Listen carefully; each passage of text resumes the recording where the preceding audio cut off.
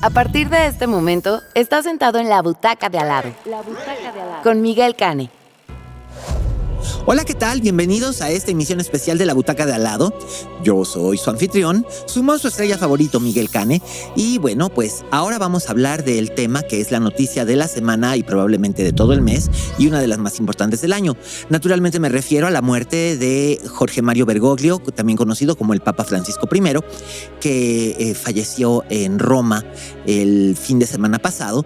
Y bueno, ha sido un momento histórico. Y vamos a hablar no solamente de lo que va a ocurrir ahora, de cómo ha sido representado el Papa en el cine, sino que también vamos a hablar acerca de los gustos cinematográficos del Papa, porque yo no sé si ustedes estaban al tanto de esto, pero el Papa Francisco era un gran cinéfilo.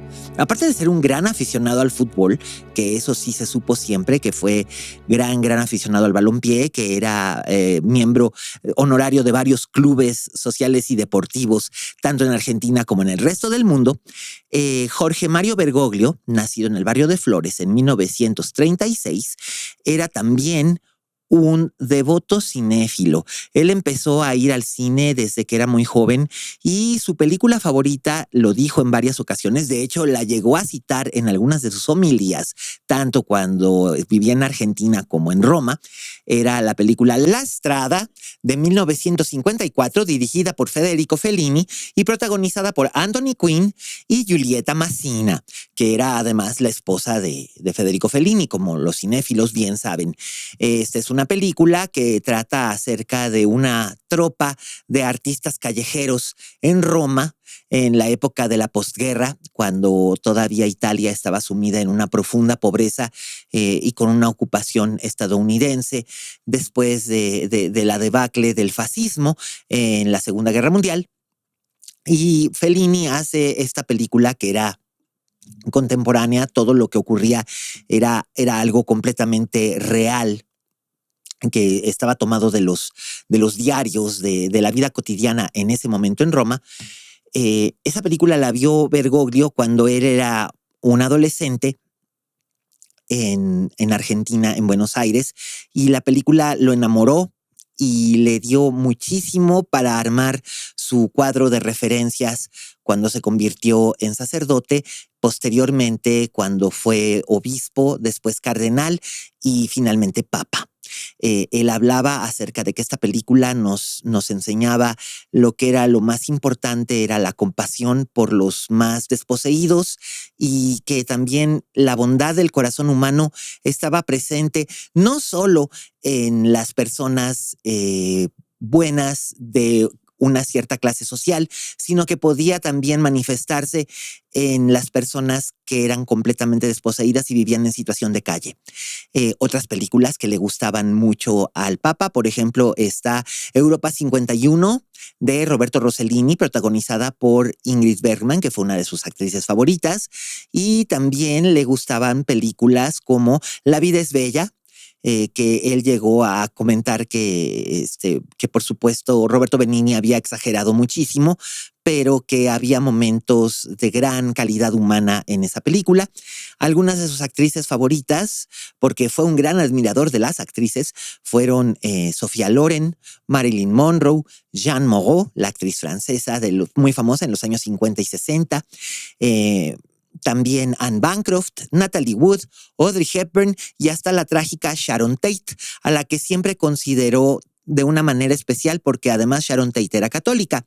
De la nueva cepa de actrices, le gustaba mucho el trabajo de Anne Hathaway, le gustaba el trabajo de Cate Blanchett y le gustaba el trabajo de Nicole Kidman, a quien recibió en una audiencia privada como feligresa, porque recordemos también que Nicole Kidman es católica practicante y de hecho esa fue una de las razones por las que su matrimonio con Tom Cruise, que es practicante de la religión de la cientología, no funcionó. La cientología no aprobó que Nicole Kidman no se convirtiera a la cientología, que no renunciara a su religión católica y eventualmente esto los separó. Pero ella se entrevistó con el Papa Francisco, que no es el primer papa en mirar a Hollywood, pero sin duda fue uno de los más influyentes porque también admiraba a una gran cantidad de directores. Y lo mismo podía mencionar a Alfred Hitchcock en sus homilías que a Andrei Tarkovsky o incluso a David Lynch y a Tim Burton, que eran directores que le gustaban mucho. Se sabe que le gustaba mucho la película del joven Manos de Tijera y que también fue un gran admirador de la película de Blue Velvet.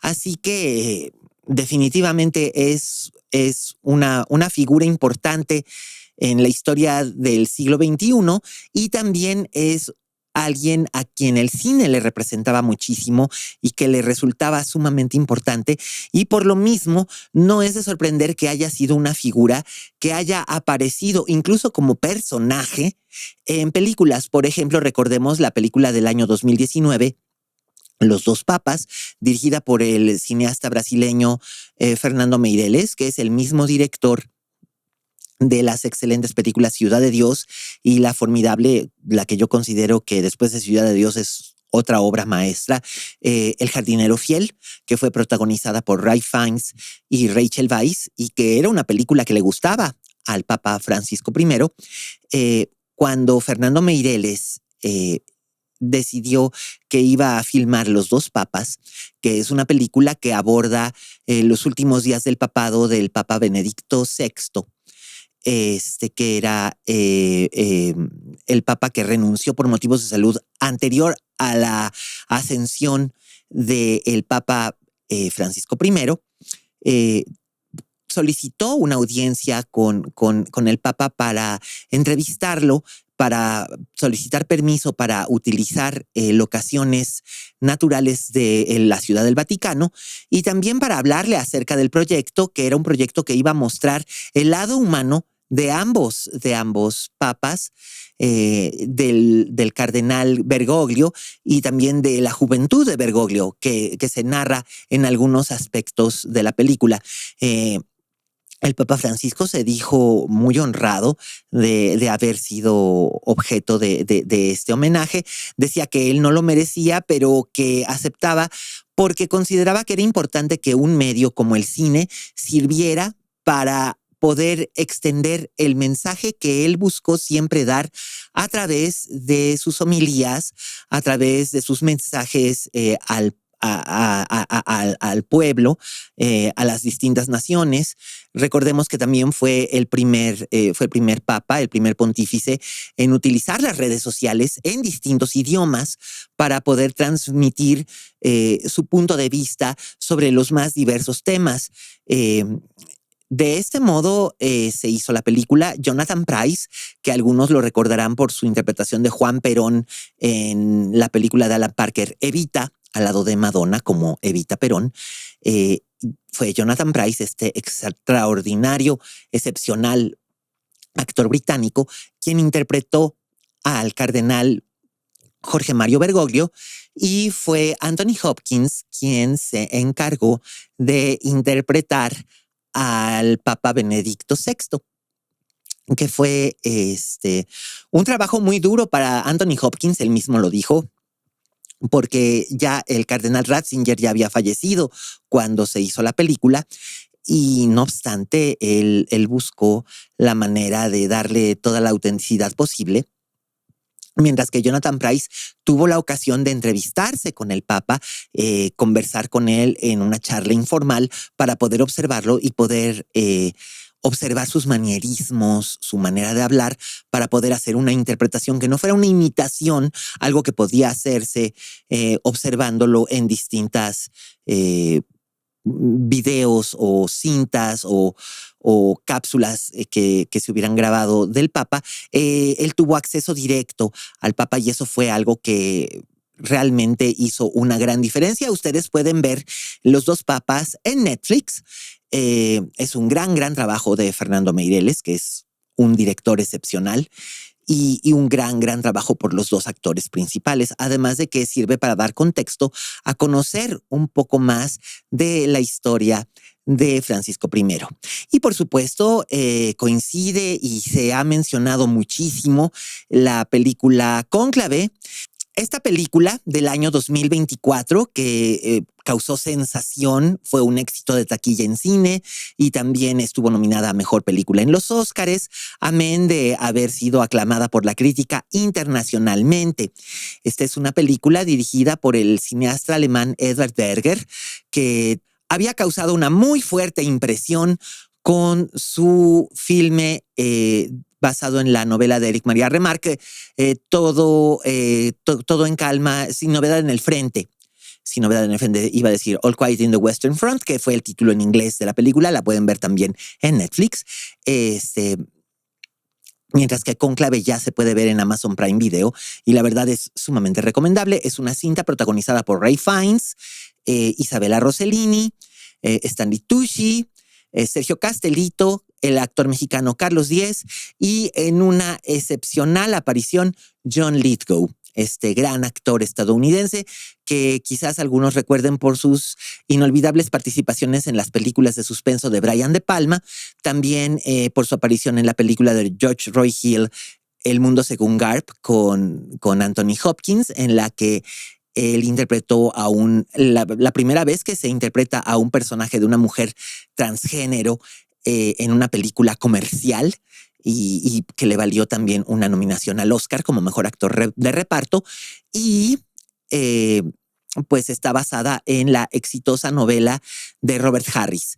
Ahora bien, ¿por qué es importante Cónclave en el contexto de esta situación histórica que es la muerte del Papa? Voy a comentarles. El Papa falleció el domingo 21 de abril. Esto quiere decir domingo de Pascua, además. Es interesante. Bueno, más bien el lunes 21 de abril, no en domingo de Pascua, el lunes 21 de abril, él fallece en Roma. En la Casa Santa Marta, que es la residencia papal. El Papa fallece, va a hacer 3 días de exequias y posteriormente viene su gran funeral. Y después de 2 o 3 semanas tiene lugar lo que se conoce como el cónclave del Colegio de Cardenales.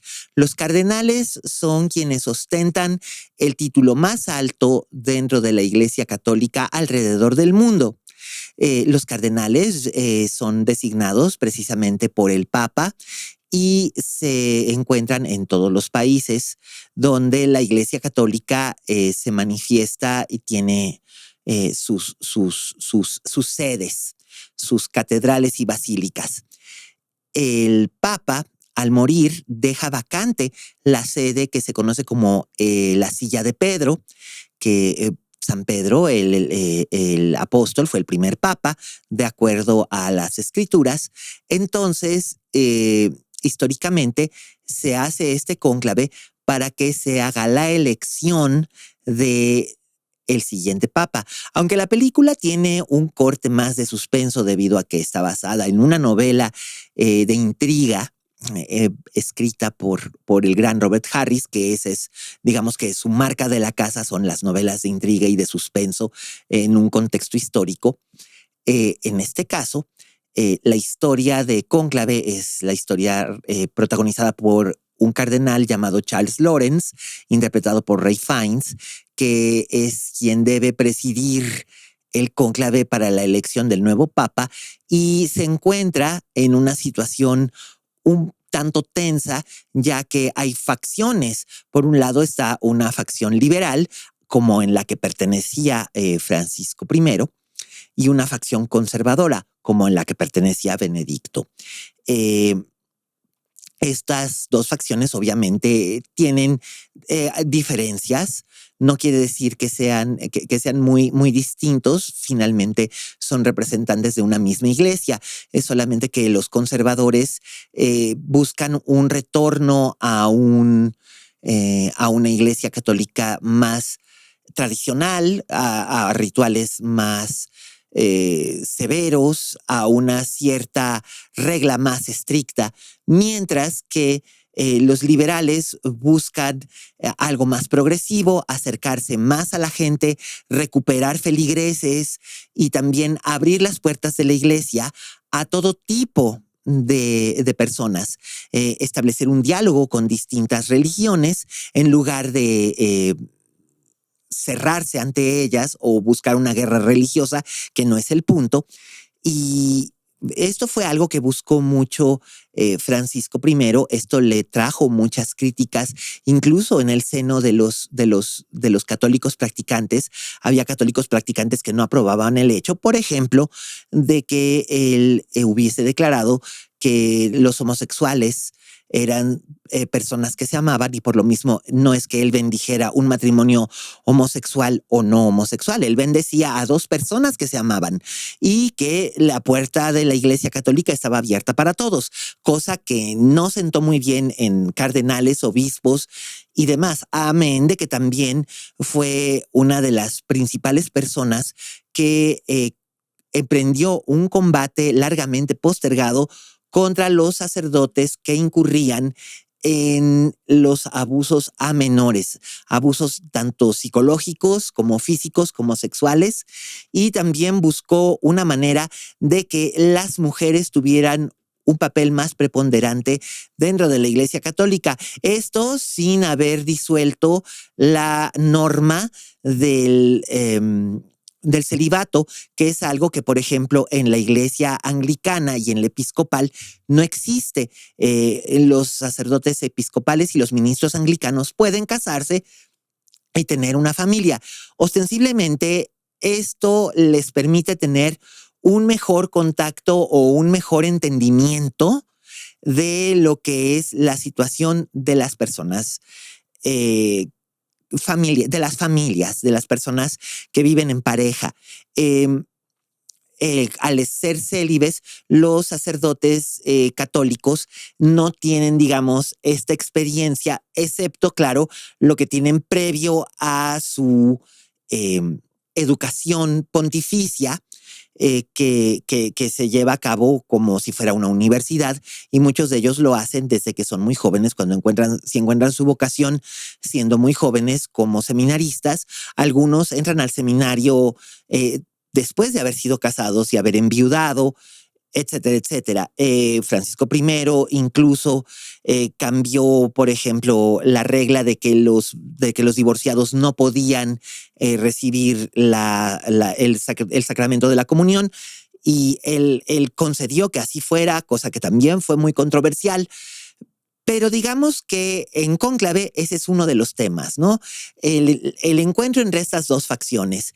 Y al centro se encuentran el cardenal Lorenz, que está tratando de investigar una trama que podría llevar a un escándalo de corrupción en lo que está involucrado el personaje de John Lithgow, que es un cardenal canadiense, y también hacia un nuevo tipo de ministerio, un ministerio más abierto y más compasivo, que viene a ser representado por el cardenal que está representado por el actor Carlos Diez, que es mexicano, que es un cardenal mexicano que que fue creado in pecore, es decir, fue creado de una manera secreta por el Papa para servir en Afganistán, en Kabul. Entonces, esto lleva a un punto de intriga muy interesante. Siempre ha resultado muy interesante como materia de ficción los tejemanejes en los palacios pontificios, tanto en Roma como en el resto del mundo.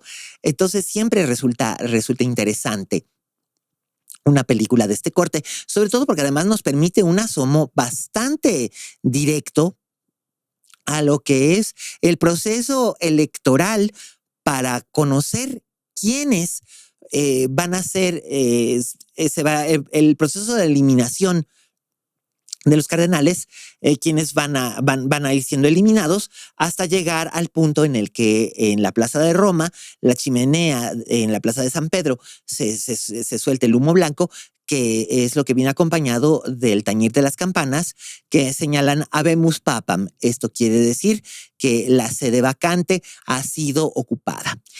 No les voy a hacer spoilers acerca de la película. Realmente vale mucho la pena que la vean si es que no la han visto todavía o que la vuelvan a ver, ¿por qué no? Por supuesto, esta película también se realizó con algunas locaciones, algunos escenarios naturales del Vaticano con el permiso tanto de la Curia Romana como del Papa, su santidad Benedicto I, su santidad Francisco I, dio autorización para que se hiciera el rodaje y asimismo tuvo una entrevista, conoció a los principales miembros del elenco y del crew, del personal técnico, para poder hablar con ellos. Conoció a Isabella Rossellini. Él le dijo que admiró muchísimo a su madre y que también la admiraba a ella. Isabella Rossellini fue nominada al Oscar a Mejor Actriz de Reparto, recordemos, y Ray Fiennes como Mejor Actor también, mientras que John Lithgow y Stanley Tucci como Mejores Actores de Reparto. La película también tuvo escenarios naturales en Castel Gandolfo. También se filmaron escenas, se reprodujo por completo la Capilla Sixtina, que es donde se recoge el cónclave del Colegio de Cardenales para hacer la elección. Se reprodujo fielmente la Capilla Sixtina en los estudios Cinecittà de Roma. Y esto entusiasmó mucho, en cierta forma, al Papa, porque él consideraba que el Vaticano tenía que abrirse, como había señalado anteriormente, cuando se realizó la película de los dos papas, como una manera de mostrar a la Iglesia como una institución moderna, contemporánea, y también como una manera de mostrar a quienes la conforman como seres humanos, tanto abiertos a aprender de sus errores como a buscar un perdón por sus pecados, que esto es algo que es uno de los temas en la película. Definitivamente fue un personaje importante Francisco I como pontífice, el número 266 en la era de la Iglesia cristiana y de la Iglesia católica, y pues sin duda ha dejado una huella importante. ¿Quién hubiera creído que íbamos a tener un papa que iba a preferir el olor de las palomitas al olor del incienso?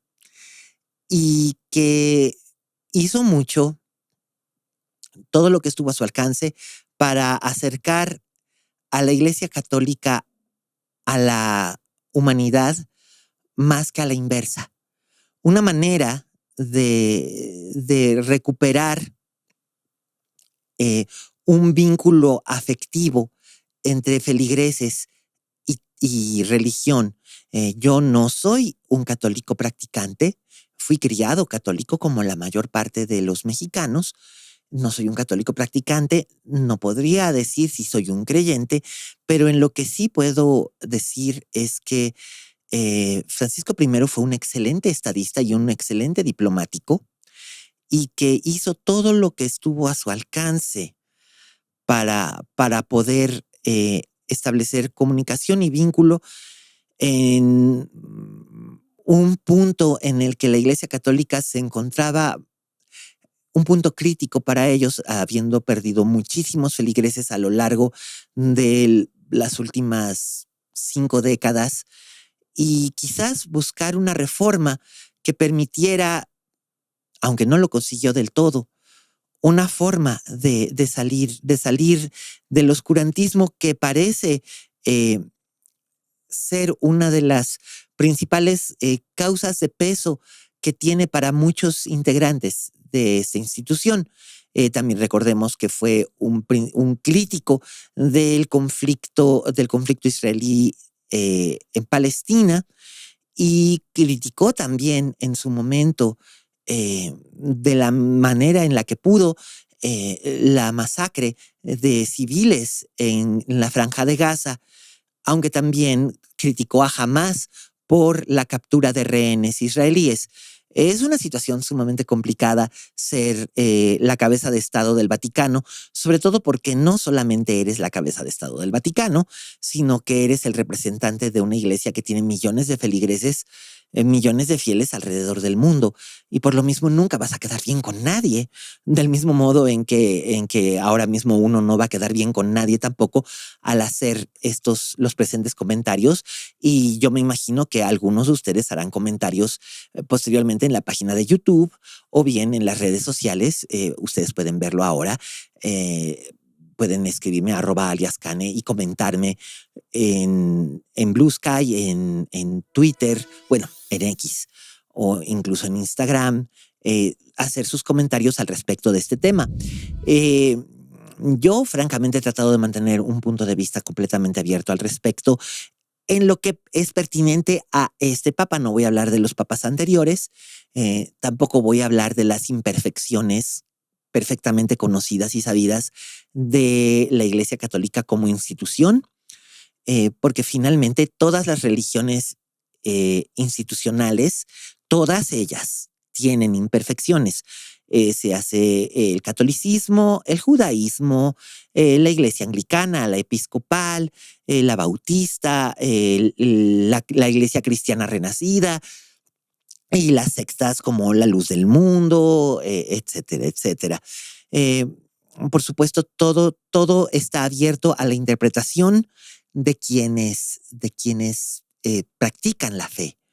Sin embargo, creo que la apertura de Francisco I para todas las creencias con respeto es algo que es digno de encomio, casi tanto como su devoción cinéfila, demostrándonos muchas veces que Dios también puede estar en los subtítulos de una película que estamos viendo en pantalla y no únicamente en los rituales, ya que pueden convivir perfectamente ambos mundos. Espero que ustedes disfruten, si es que deciden ver Los Dos Papas, o deciden ver Cónclave, o deciden ver La Estrada, o cualquiera de las películas que gustaban al Papa Francisco I. Es la intención finalmente de este podcast que ustedes se acerquen al cine, y esa es también mi intención. Así es que espero sus comentarios, los leeré con atención.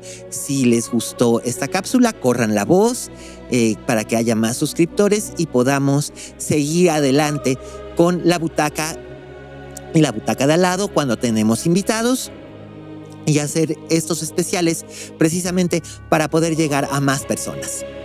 Muchísimas gracias por su atención. Les recuerdo la frase con la que siempre cerramos, una frase de la legendaria actriz Bette Davis, a la que también el Papa admiraba. Y esta frase es: si en este negocio no tienes fama de monstruo, no eres una estrella. ¡Hasta la próxima!